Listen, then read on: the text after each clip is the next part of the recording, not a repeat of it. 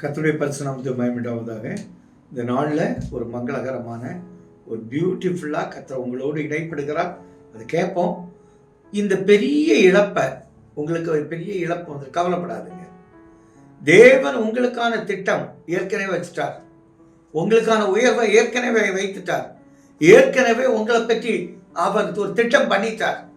உனக்கானதை உனக்கு கொடுத்து உங்க குடும்பத்துல ஒரு பெரிய மகிழ்ச்சியை கட்டளையிடார் அவர் சித்தமா இருக்கிறார். 1 சாமுவேல் 9 அதிகாரம் 24 வசனம் பாருங்க. அப்பொழுது சமையல்காரன் ஒரு முன்னும் தொடையும் அதனோடு இருந்ததை எடுத்துக்கொண்டு வந்து அதை சவுலுக்கு முன்பாக வைத்தான். அப்பொழுது சாமுவேல், இதோ இது உனக்கென்று வைக்கப்பட்டது, இதை உனக்கு முன்பாக வைத்து சாப்பிடு. அப்போ ஒரு காரியம் உங்களுக்காக வைக்கப்பட்டிருக்கு. சவுலுக்காக வைக்கப்பட்ட முன்னத்தோடையும் அதோடு சேர்ந்த பகுதியும். நீங்க ஒரு வீடு வாங்கணும்னு நினைச்சிருப்பீங்க. வீடு மட்டும் இல்ல, அதோடு சேர்ந்த பகுதியும் வாங்க கர்த்தர் கிருபை கொடுத்தார். இது உங்களுக்காக வைக்கப்பட்டது. வேலையில போவீங்க, முதல்ல பாத்தீங்கன்னா வேலை உங்களுக்கு அப்பாயின்மெண்ட் ஆர்டர் வந்துட்டு, அதோடு சேர்ந்த பகுதி அலவன்ஸ், சம்பளம் கிரெடிட் டபுளாக அரியரோடு உங்களுக்கு கர்த்தர் கொடுப்பார்.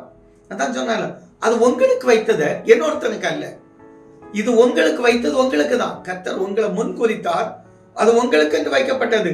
அது இப்ப இல்ல, ஏற்கனவே வைக்கப்பட்டுச்சு. ஆல்ரெடி உங்களுக்கான திட்டம், உங்களுக்கான இடம், உங்களுக்கான பிளேஸ்மெண்ட், உங்களுக்கான உயர்வு ஏற்கனவே பிக்ஸ் பண்ணப்பட்டுட்டு. 23வது வசனத்துல பாருங்க. பின்பு சாமுவேல் சமையல்காரனை பார்த்து, உன் கையிலே ஒரு பங்கை கொடுத்து வைத்தேனே, அதை கொண்டு வை. இந்த பங்கு உங்களுக்கு ஏற்கனவே வைக்கப்பட்டு விட்டது. இந்த பொசிஷன், இந்த உயர்வு, இந்த இடம் உங்களுக்காக முதல்ல வைக்கப்பட்டுட்டு. உங்க பிள்ளைகளுடைய திருமணம் ஏற்கனவே பிக்ஸ் பண்ணப்பட்டுட்டு, தேவ சமூகத்துல அது உறுதி பண்ணப்பட்டுட்டு. உங்களுடைய சரீர பலவீனங்களை எடுக்க கர்த்தர் சுத்தமாயிட்டார். உங்களுக்கு பலத்தை அவர் ஏற்கனவே பிக்ஸ் பண்ணிட்டார். இனி நீங்க பலவீனப்பட்டவர்கள் அல்ல. உங்களுக்கான உயர்வு அவர் திட்டம் பண்ணிட்டார். இப்ப இல்ல, முன்குறித்தார். அந்த உயர்ந்த இடத்துல உட்கார்ந்து மகிழ்ந்து களி கூறுங்க. கர்த்தர் உங்களை ஆசீர்வதிப்பார். தகப்பனே, எங்களுக்கான இடம் ஏற்கனவே ஆயத்தம் பண்ணப்பட்டு விட்டது. அது ஏற்கனவே ஆயத்தம் பண்ண அந்த இடத்துல கொண்டு வைக்கிறீங்கப்பா.